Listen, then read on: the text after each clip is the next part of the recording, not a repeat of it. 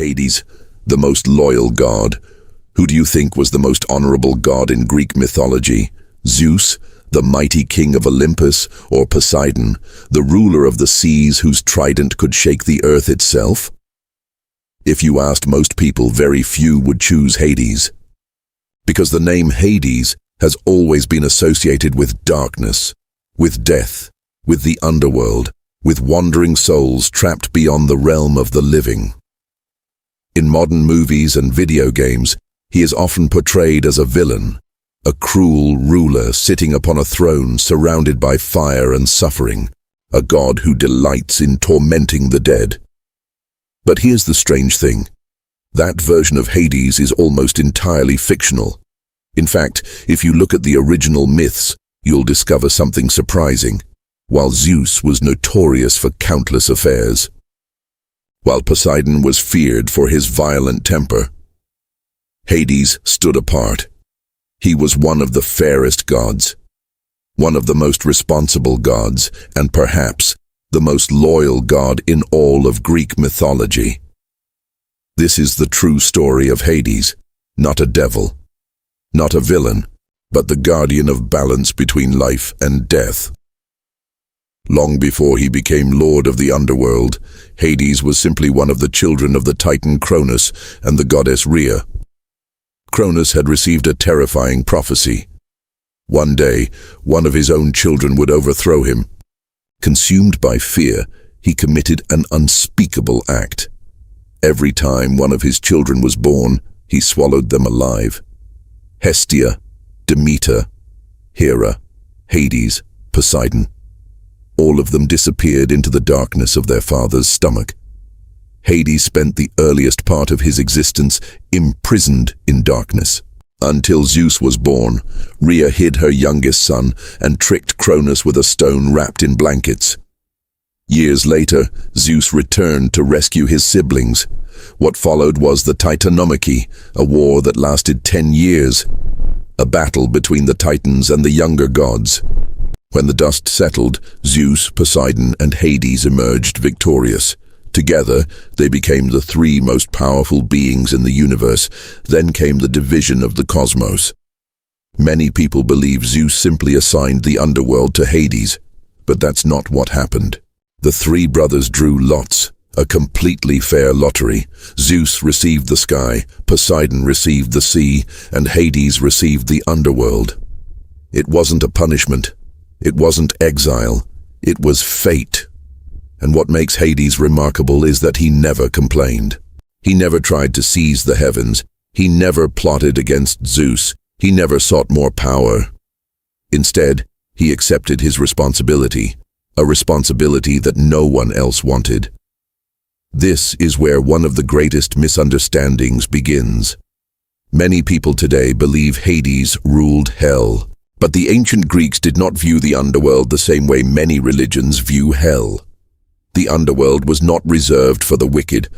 It was the destination of every soul, kings, warriors, farmers, heroes. Everyone eventually arrived in the realm of Hades. There, souls were judged. The virtuous could enter Elysium, a paradise of peace and eternal happiness. The worst criminals were sent to Tartarus, a place of punishment reserved for the most terrible offenders. Most people, however, entered the asphodel meadows.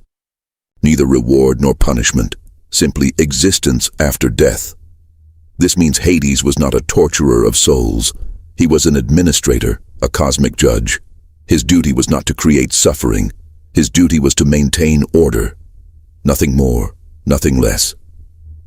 Unlike many Olympian gods, Hades was rarely ruled by emotion. Zeus was famous for his wrath. Poseidon unleashed storms when angered. Apollo spread plagues. Artemis punished those who offended her. Athena cursed those who challenged her pride.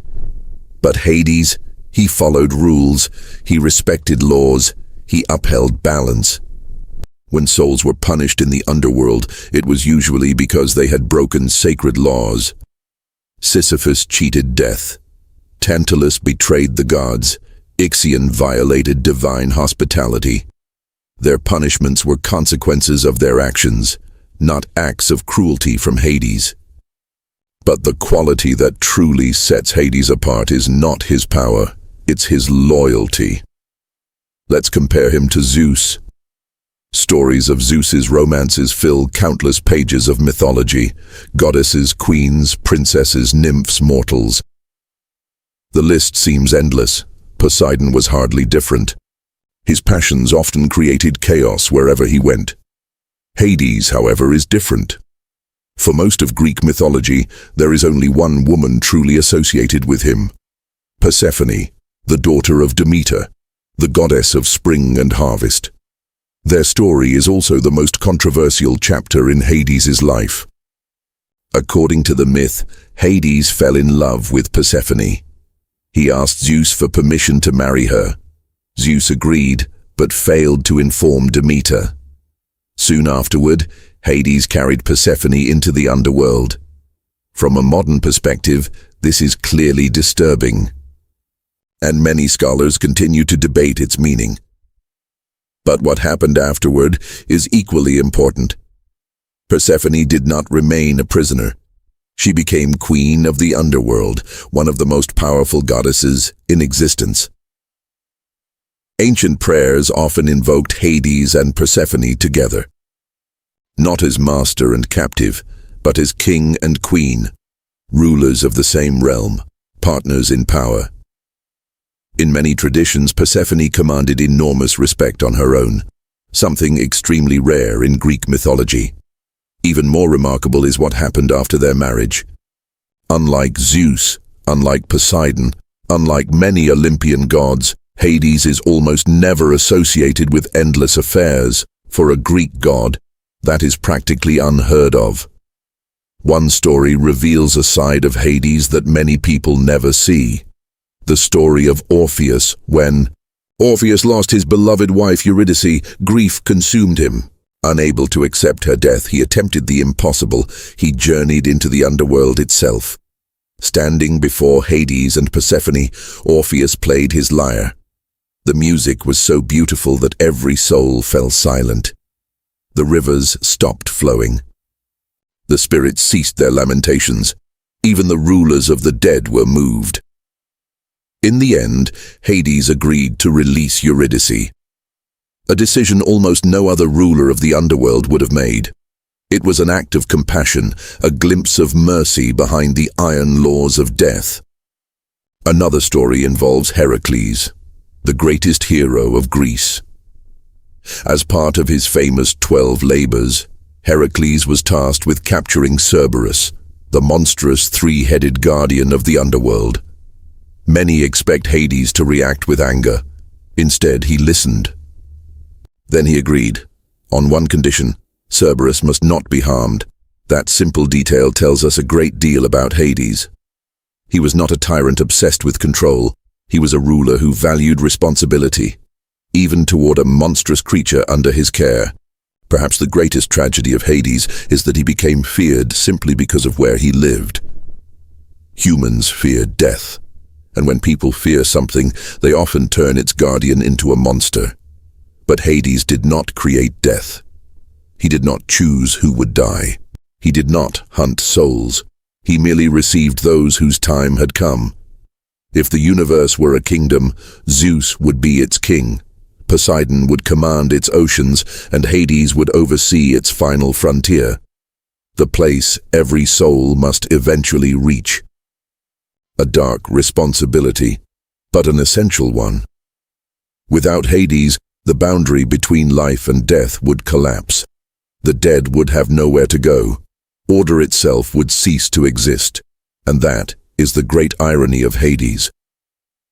He ruled the darkest realm. Yet he was not the darkest god. He governed the dead, yet often displayed more stability than the gods of the living. He was less celebrated than Zeus, less worshipped than Athena, less admired than Apollo. Yet when we judge gods by their actions rather than their titles, Hades emerges as something unexpected: a fair ruler, a loyal husband, a guardian of balance, and perhaps the most misunderstood figure in Greek mythology. For over 2,000 years, his name has been linked to fear. But maybe it should be linked to something else: duty, justice, responsibility, and unwavering loyalty. Hades, Lord of the Underworld, keeper of the dead, and perhaps the most honorable god in all of Greek mythology.